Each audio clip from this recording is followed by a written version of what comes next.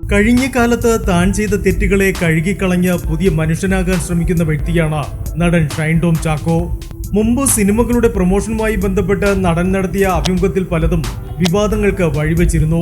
തന്റെ പഴയ ഇന്റർവ്യൂകൾ പലതും ഇന്ന് കാണുമ്പോൾ അരോചകമായി തോന്നുന്നുണ്ടെന്ന് പറയുകയാണ് ഷൈൻ ടോം ചാക്കോ. എന്റെ പഴയ ചാനൽ ഇന്റർവ്യൂകൾ പലതും ഇന്ന് കാണുമ്പോൾ അരോചകമായി തോന്നുന്നുണ്ട്.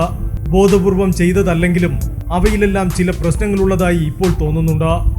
ഒരു സിനിമയുടെ പ്രൊമോഷൻ ഇരിക്കുമ്പോൾ ഓൺലൈൻ ചാനലുകൾ ഉൾപ്പെടെ 10-20 ക്യാമറകൾക്ക് അഭിമുഖം നൽകേണ്ടി വരും.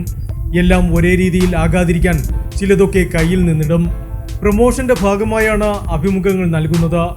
എന്നാൽ ഇന്ന് അഭിമുഖങ്ങൾ ആസ്വദിക്കുന്നവർ പോലും സിനിമയ്ക്ക് ടിക്കറ്റ് എടുക്കുന്നില്ല. ഷൈൻ ടോം ചാക്കോ പറയുന്നു.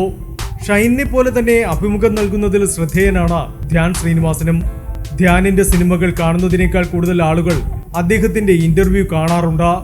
പ്രേക്ഷകരെ രസിപ്പിക്കുന്ന തരത്തിൽ അഭിമുഖങ്ങൾ കൊണ്ടുപോകുന്നത് കൊണ്ടാണ് ധ്യാൻ ശ്രീനിവാസന്റെ സംസാരം കേൾക്കാൻ ആളുകൾ യൂട്യൂബ് തുറക്കുന്നതെന്ന് ഷൈൻ ടോം ചാക്കോ പറഞ്ഞു. വളരെ ശാന്തമായോ പക്വതയോടെയോ അല്ല ധ്യാൻ സംസാരിക്കുന്നതെന്നും എന്തും വെട്ടിത്തുറന്ന് പറയുന്ന രീതിയാണ് ധ്യാനിനെന്നും അദ്ദേഹം കൂട്ടിച്ചേർത്തു. ധ്യാൻ സംസാരിക്കുമ്പോൾ സംസാരത്തിലധികവും അയാളുടെ അച്ഛനും അമ്മയും ചേട്ടനുമെല്ലാം കടന്നു വരാറുണ്ടെന്നും അതെല്ലാം ഓരോരുത്തരുടെയും രീതിയാണെന്നും ഷൈൻ പറയുന്നു. Entertainment desk, movie max.